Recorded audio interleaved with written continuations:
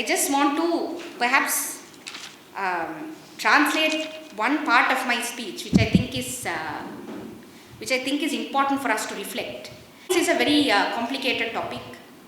So therefore, many people we kind of don't think about it unless we have to. I'm a trade unionist, so therefore I have to think about it.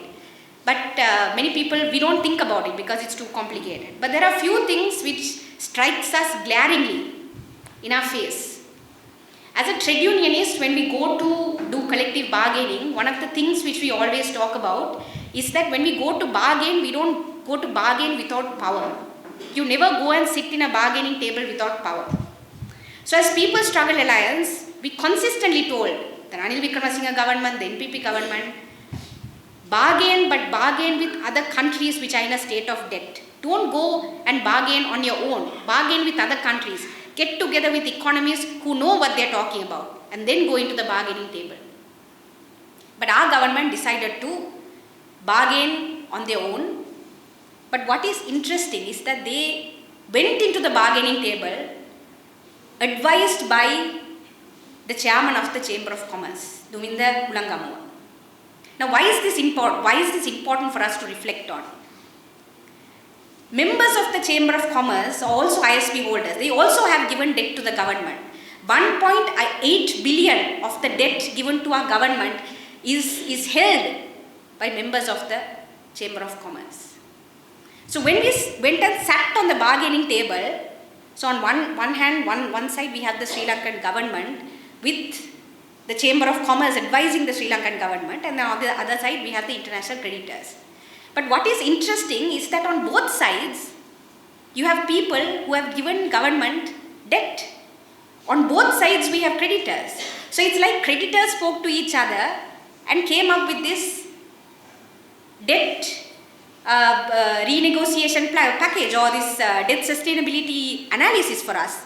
Creditors sat on both sides of the table and said, this is what we can give Sri Lanka, we're very sorry, we can't give more than that.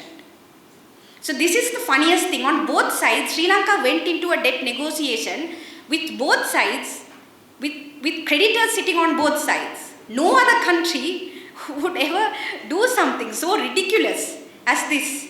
But that is what the Ranil Wickremesinghe government did. And that is what the NPP has rushed into and now has agreed upon. And not only that, the NPP government has made the Chamber of Commerce chairperson one of their key advisors to the government, and that is exactly why they cannot and they do not want to come out of this debt restructuring agreement which Ranil Wickremesinghe government has entered into.